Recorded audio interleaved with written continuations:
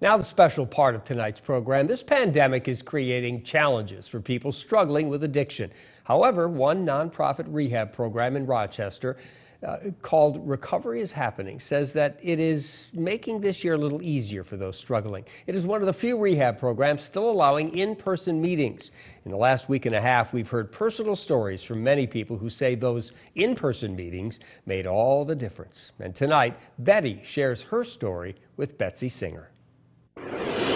Bette, I am so very happy that you agreed to tell your story. Let's talk about we'll start with what you started with, what kind of substance, and how old were you? I started very young. I was a teenager, bipolar, but didn't have a clue what was going on. All I knew was I felt crazy, and I didn't know how to handle it, so I medicated myself. What did you start with when you medicated? I started, I do believe, with a little bit of alcohol, and then I got really big in the marijuana, and then I went real bad on the alcohol once I turned of age. Then from there, it was pretty much just the alcohol and marijuana for many years.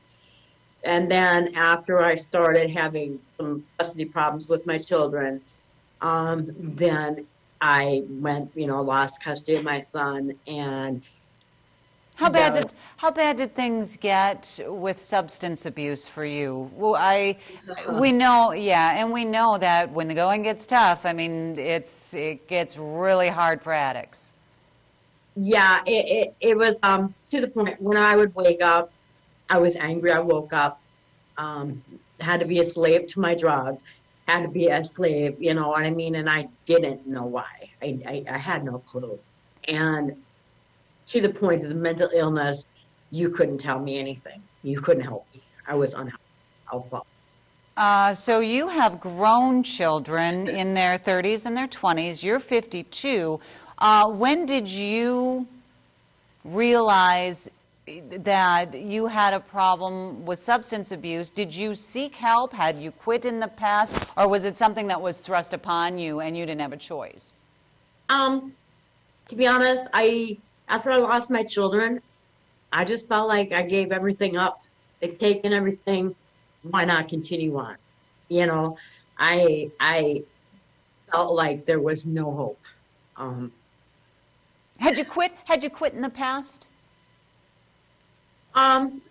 Temporarily. I don't think ever my mind was mentally there. And this time, what makes this different? How long have you been sober? I've been living in sobriety since July 12th, 2017. And I got 2 first-degree drug sales, and I went into drug court, and I remember being terrified. I didn't believe I could make it through. Bette, drug court isn't all that old. I mean, it's something that started just a few years ago. You must have been one of the first then to go through that. Yes. Yeah. And did that help you? It has changed my entire life. Okay. I am so grateful for that program. Otherwise, I would have been locked away in a prison for 114 months. Wow. So instead of sending you to prison, you went through drug court and you're still sober. How are things how are things different now for you?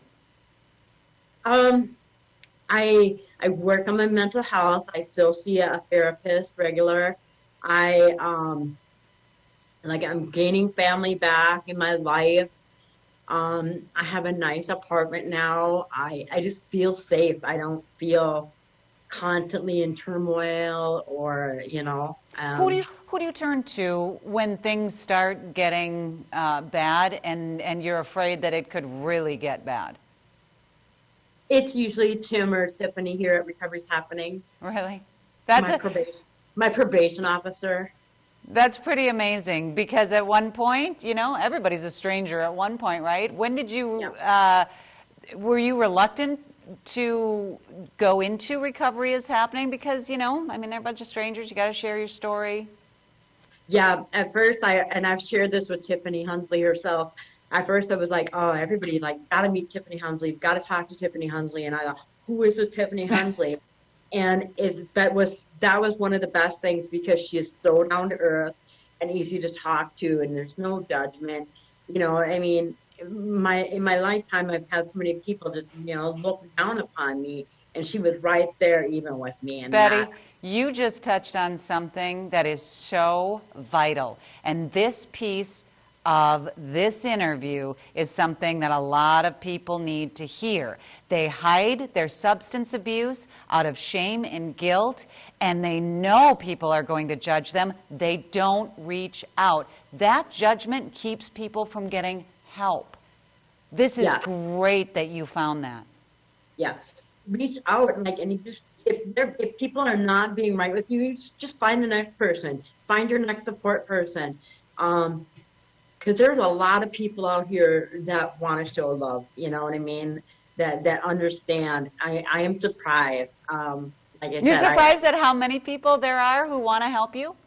yes. Oh, good for you. I'm so happy you shared your story, Betty. Thank you.